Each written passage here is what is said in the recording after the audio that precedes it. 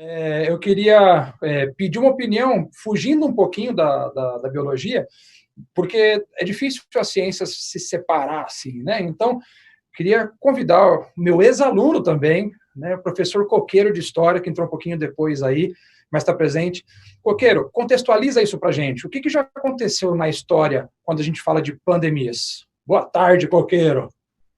Boa tarde, pessoal. Gostaria, primeiramente, de dar uma boa tarde também para a professora Silvia. É um prazer poder vê-la aqui em ação, nessa ação docente, como todos nós aqui juntos estamos lutando cada vez mais para que a ciência supere esses achismos e essas condições drásticas que nós estamos na atualidade. Muito obrigado, professora Silvia, muito obrigado a todos os professores que vieram também hoje, que estão aqui hoje comigo e que possam aí, né, nos auxiliar nessa prática docente aí.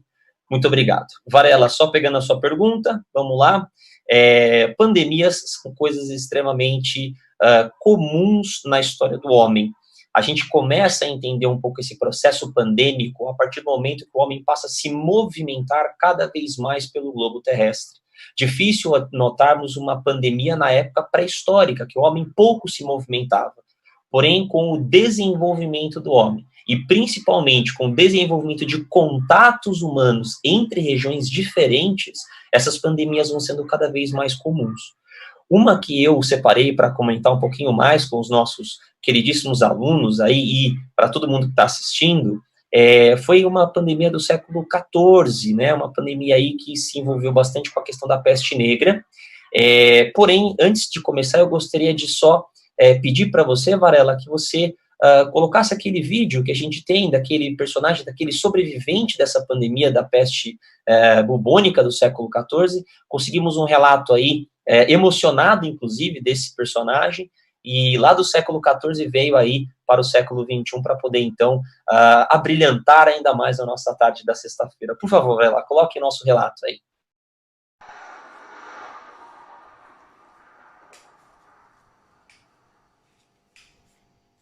Olá! Das profundezas do século XIV. A guerra, a peste, a fome provocaram muitas coisas, entre elas estimulando a piedade e a caridade típicas do coletivismo feudal.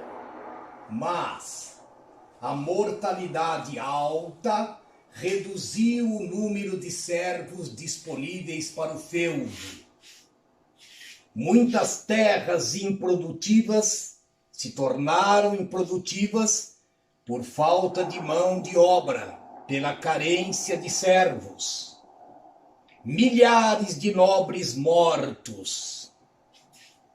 Revoltas camponesas, como na França, Jacquerie, na Inglaterra, na Holanda e outros lugares. Muitos nobres, para garantir a sobrevivência do seu status, da sua riqueza, elevaram os tributos feudais.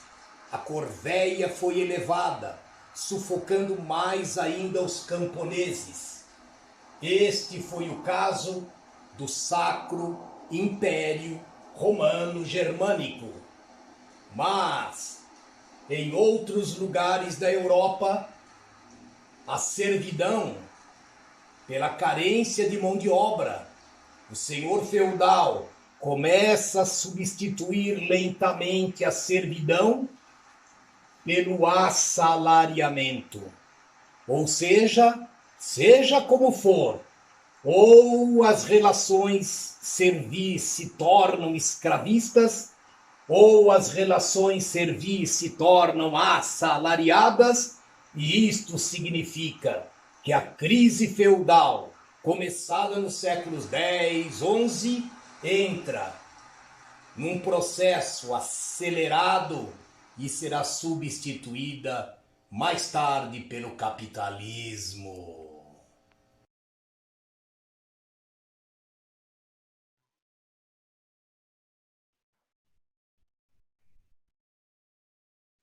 Boa. Então, vocês viram aí esse nosso sobrevivente, né? Esse cara aí que demorou aí um tempinho para conseguir gravar, ele não é uma pessoa aí que estava muito habituado com as câmeras, né? Afinal de contas, o século XIV é um pouco distante do nosso atual XXI.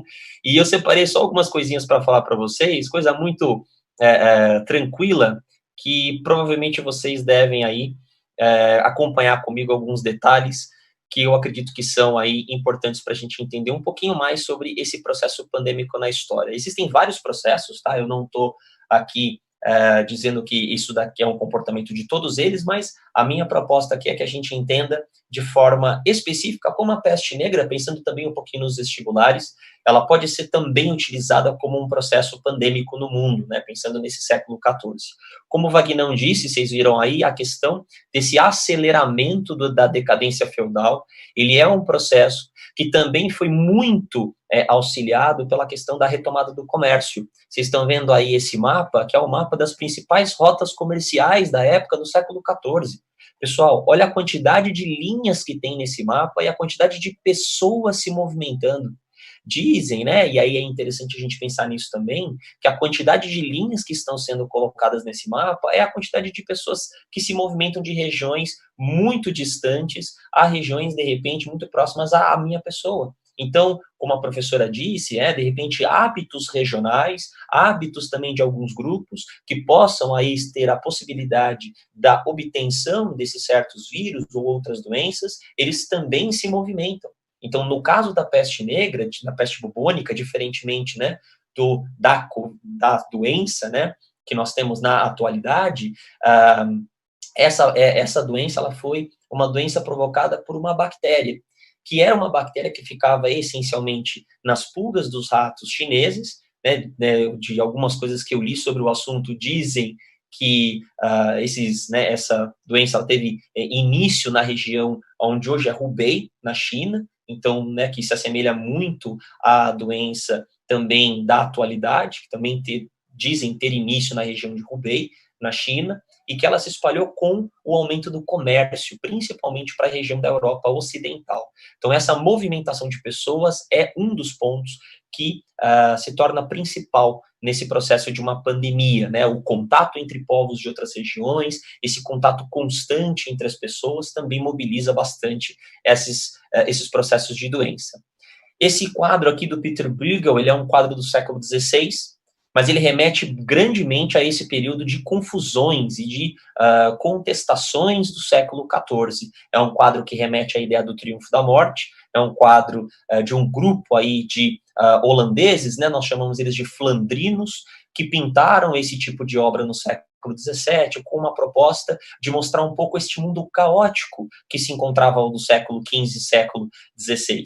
Então, um mundo que veio aí de problemas muito graves, principalmente do século XIV, e que vão ser representados também na história da arte. Eu faço um destaque aqui nesse quadro para vocês, que é o destaque aqui, ó, aqui embaixo, que é o destaque desses mortos, né, que os caixões não estavam sendo mais suficientes para a quantidade de mortos que nós tínhamos nesse período, né? Dizem que o período do século XIV é lido como o período no qual os cavaleiros do Apocalipse, eles invadiram o mundo, como se uma explicação religiosa pudesse, né, mostrar que o homem estava distante de Deus, e que uma reaproximação ao divino possivelmente nos salvaria, quem sabe, né, desse juízo final. É a morte sendo representada logo ao centro aqui, né, com essa caveira com a sua foice em mãos.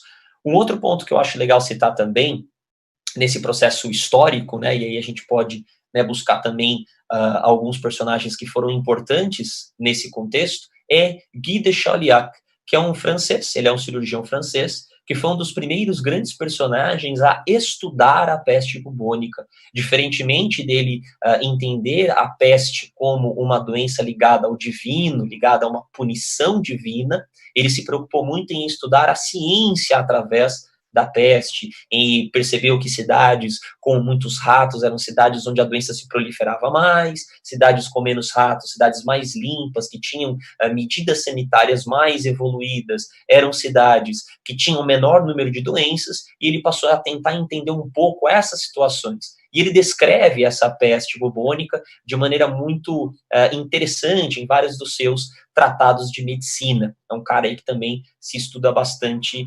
principalmente nesse período do século XV. E só uma curiosidade também interessante, né, que puxa um pouquinho esse elemento de pensarmos em como essas pandemias, elas são conectadas umas às outras.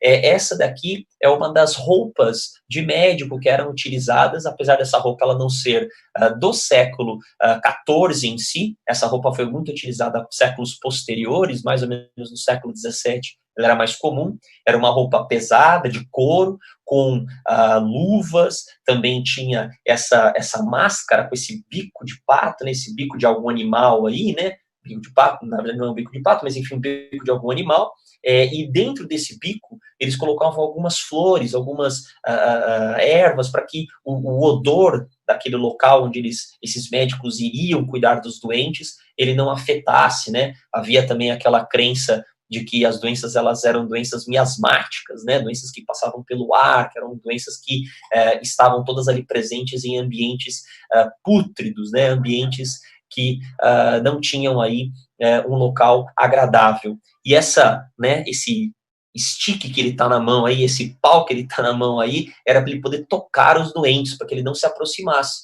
Então, já há, de certo modo, mesmo nessa ciência do século XVII, né, uma ciência aí em desenvolvimento, e aí é legal a gente pensar que essa ciência está se desenvolvendo, é legal de a gente citar que já havia essa ideia de um distanciamento, de que há necessidade de um certo distanciamento dos doentes. Então, essa coisa de que, de repente, a punição divina não acertaria alguém temente a Deus, não serve para a ciência, porque os médicos que eram cientistas, eles estavam aí, de certo modo, né, também preocupados com esse processo de distanciamento. Para fechar, Varela, eu acho que um último ponto que eu gostaria de citar é a questão de outros surtos que nós tivemos da peste bubônica, tá? Ela não é a única peste nesse contexto, ela não é exclusiva desse período, porém, ela é uma peste que sobreviveu a vários períodos históricos. Como vocês podem ver aí nessa pequena tabela, né, vamos só acompanhar algumas ideias. Vocês estão vendo aí uma praga de Veneza, que acarretou aí 50 mil mortos, a grande praga de Londres, a grande praga de Viena e a peste em Praga. São momentos históricos também de muitas mortes e de movimentos também igualmente importantes nesse sentido das pandemias. Uma curiosidade, né, é que em Londres, no século XVII, foi decretada uma quarentena. A cidade londrina também viveu em um momento de quarentena, como nós estamos vivendo. Claro que no deles o momento de quarentena era bem maior por conta do desconhecimento, né, de como essa doença ela se comportava, e muitas coisas foram trazidas nesse período de quarentena, muitas novidades foram trazidas nesse período de quarentena. Acredito que você, Varela, deve ter alguma dica, né, ou alguma curiosidade curiosa para falar sobre esse período aí da grande praga de Londres. Então, deixo para você aí essa dica e agradecer muito a oportunidade da gente poder aqui estar podendo falar um pouquinho mais de ciência para essa molecada aí. Valeu, galera. E, Varela, o que você tem para dizer sobre essa grande praga de Londres? Isso quer dizer, Coqueiro, que você prestou atenção na minha aula, você estava no segundo colegial, né? Rapaz do céu. Mas é muito louca essa história, porque nessa praga de Londres, um dos caras que estava numa situação de risco e se exilou, e se isolou, foi o Newton, né? O Newton que tinha uma capacidade científica absurda, né? O Newton das leis de Newton mesmo. E o Newton, ele estava estudando muito na universidade nesse período. O Halley, Edmund Halley, foi um cara que tentou bancar para que ele escrevesse, pediu que ele escrevesse, mas o Newton não tinha essa vontade de escrever. E quando ele teve que se isolar na fazenda, ele voltou para a fazenda que ele havia nascido. E foi lá que ele escreveu os seus tratados, o livro, né, o Principia, que é um dos livros mais importantes da história. Muito, muito legal essa coincidência, assim, e eu acho que isso até virou meme, né, na internet, tem um meme dessa característica, e o que eu acho muito legal é que todo mundo perceba, né, com essa história do Newton, de que tem o lado bom das coisas, onde a gente pode conviver com a família, a gente pode produzir mais, a gente pode acabar, às vezes, até estudando mais, porque está em casa, né, está fechadinho em casa. Mas eu estou mexendo minha mão aqui e estou sentindo que é hora de higienizar. Eu pediria que todos vocês também se cuidassem bastante, né? Eu acabei esquecendo. Eu estou com o pessoal da limpeza aqui. Valcir, você pode me dar uma força, por gentileza? Pode, sim. Tudo bem? Pode dar um pouquinho de álcool. Isso, está ótimo, está ótimo. Obrigado, Valcir. Tá ótimo. 70%? É 70% esse? 70%. Por que tem que ser 70%? Na verdade, o álcool em gel precisa ser 70%, porque se for uma concentração muito acima disso, ele volatiliza muito rapidamente. E concentrações abaixo de 70% não vão ser eficazes em romper a camada lipoproteica do vírus. E aí ele continua protegido e sobrevive por mais tempo. Tá. Muito obrigado. Na verdade, podemos dizer também que o sabão é mais eficiente ainda que o álcool, porque se você olhar aqui para esse espanador, o álcool ele é como se fosse um OH aqui na ponta e 2 carbonos, portanto curtinho aqui. Então ele consegue dissolver um pouco da gordura, mas um detergente ele tem uma cadeia carbônica muito maior. E com a cadeia carbônica muito maior, ele é mais eficiente na interação com a gordura da camada lipoproteica, então ele rompe aquela barreira e expõe o conteúdo genético do vírus. Legal, obrigado. Não Depois você pode dar um trato ali no escritório, por gentileza? Pois não, pode deixar, Obrigado. vou deixar a lousa aqui, ok? Tranquilo. Um abraço a todos, Band News. Acompanhem. Aqui no Pandora é assim, gente. Aqui no Pandora é assim, que o pessoal de limpeza sabe química orgânica. É assim que funciona, tá?